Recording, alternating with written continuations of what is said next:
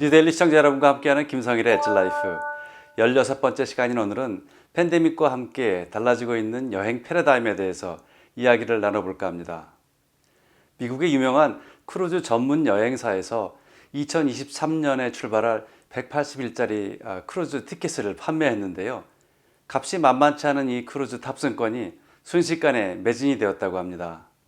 1년 넘게 국경 봉쇄로 집안에 묶여 있었던 사람들이 최초의 코로나 바이러스 집단 감염이 크루즈 항해 중에 일어났다는 것을 잘 알면서도 다시 크루즈 배에 오르겠다고 결심한 걸 보면 이제는 더 못 참겠다 하고 비명을 지르는 게 아닌가 하는 생각이 듭니다. 내년 크리스마스 직후에 샌프란시스코 항에서 출발해서 대서양과 오세아니아 연안에 있는 33개국을 돌고 99개 항구와 남극까지 돌 예정이라고 하니 참 환상적인 여행이 될 것 같습니다. 하지만 미국의 감염병 관련 권위자 파우치 박사는 내년 말까지는 마스크를 써야 할 것이라고 발표를 한 바 있죠. 그때까지도 코로나 바이러스는 완전히 사라지지 않을 것이라는 이야기입니다. 그렇게 되면 꽁꽁 걸어 잠궜던 국경도 다 풀리지 않을 가능성이 높으니까요. 꼬박 3년 지구촌 사람들이 발이 묶이는 셈입니다.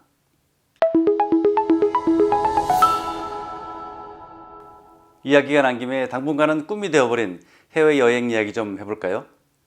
19세기 미국 소설가 마크 트웨인이 이런 말을 했습니다. 여행이야말로 편견과 편협함에는 치명적인 독이다. 쉬운 말을 참 어렵게 하는 게 이 시대의 유행이었나 봅니다. 마크 트웨인은 편견에 사로잡힌 우물한 개구리들에게 역설적으로 여행을 권하고 싶었던 게 아닌가 생각해 봅니다. 마크 트웨인이 살았던 시대만 해도요, 해외여행이 그리 쉽지 않았습니다. 풍력에 의존한 배나 말을 타고 육상으로 이동하면 비용은 비교적 쌌지만요, 엄청 들였죠. 막 상용화된 증기와 철도는 보통 사람은 엄두도 내지 못할 만큼 비쌌고요. 1912년 타이타닉호의 1등석 객실은 30파운드, 당시 150달러의 가치가 있었는데요.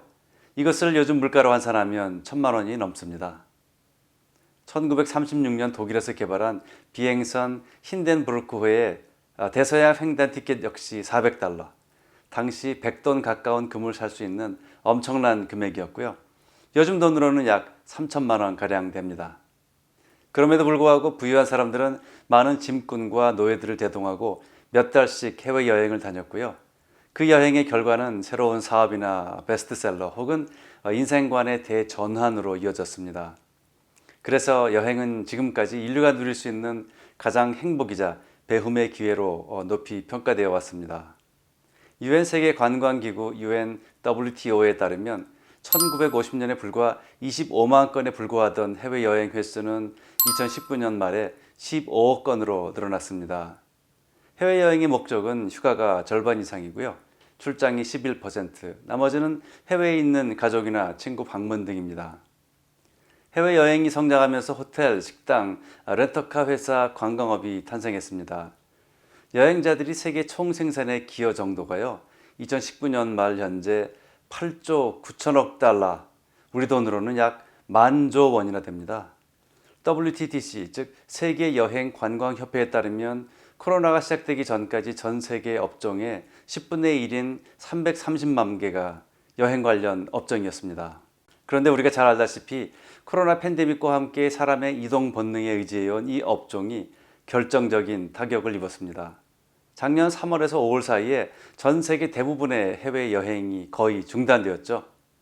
지구촌 국가의 5분의 4가 국경을 봉쇄했기 때문입니다.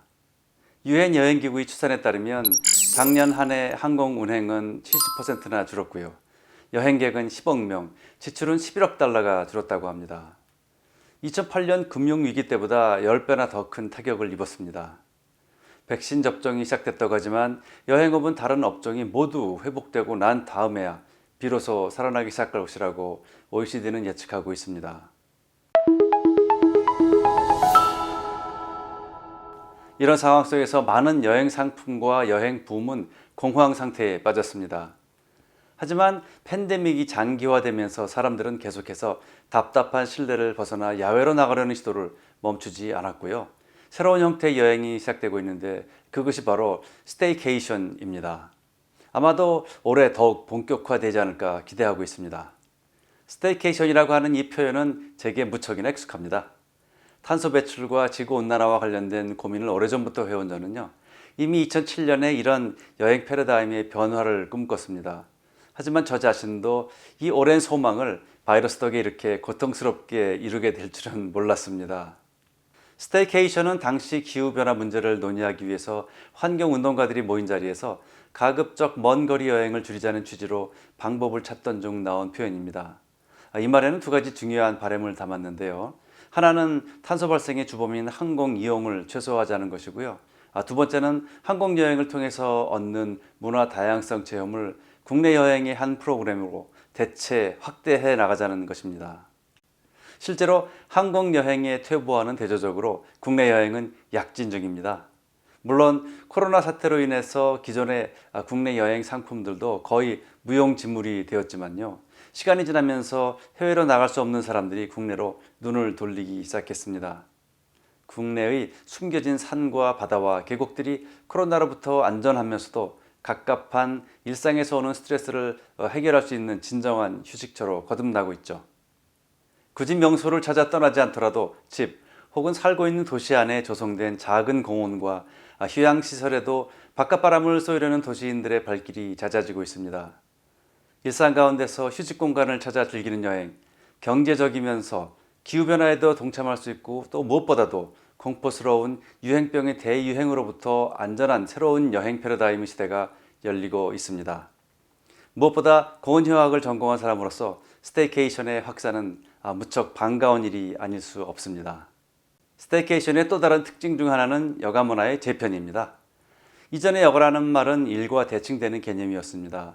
일과 여가는 한 공간 안에 공존할 수 없는 개념이었죠. 그런데 스테이케이션 안에서는 일과 여가의 구분이 그리 뚜렷하지 않습니다. 아니 오히려 공존이 더 어울리는 편입니다. 코로나 이전에 사람들은 밤낮 없이 일하고 주말에 잠시 쉬는 사이클로 살았죠. 주중에 쉰다는 것은 상식적이지 않았습니다. 주말에 쉴 수 있는 것도 어떤 사람들에게는 호사입니다. 강도 높은 전문직에 종사하는 사람들은 1년 내내 거의 죽을 만큼 일하고 2, 3주 정도 휴가를 즐기는 게 전부입니다. 그러니 항공기를 타고 멀리 무인도에 가서 바닷밑을 헤매고 다니거나 산티아고에 가서 두 발로 걸으면서 직립 인간임을 만끽하고 와서야 일의 스트레스에서 조금 해방될 수 있었습니다. 하지만 코로나는 엄격했던 근무 시간의 빗장을 해제시켰습니다. 사무실이라는 공간적 구석도 해방시켰습니다. 재택근무, 온라인 근무, 출퇴근 시간 선택 근무 등으로 실질적인 노동 시간이 줄고요. 가정에 머무르는 시간이 늘어나면서 자연스럽게 일과 휴식이 공존하게 됐습니다. 아니, 이렇게 조화시키지 않으면 건강과 삶의 리듬을 유지할 수 없는 스테이케이션의 시대가 온 거죠. 팬데믹과 같은 상황이 다시 오지 않아야겠지만요. 그건 누구도 장담할 수 없습니다. 무리하게 일에 파묻혀서 면역력을 잃어버리거나 한두 가지 기저증은 누구나 있는 거야 이런 생각으로 몸을 방치한다면 언제 다시 인류를 덮칠지 모를 팬데믹 상황에서 이번에는 내가 바이러스 앞에 맥을 못 추고 쓰러지는 희생자가 될지도 모릅니다. 자연과 도시 안에서 일과 휴식을 건강하게 조화시키는 새로운 여행의 패러다임이자 포스트 코로나 시대의 새로운 삶의 양식을 표현하는 중요한 문화적인 키워드 스테이케이션으로 우리의 일상과 건강을 지켜나가는 건 어떨까요? 감사합니다.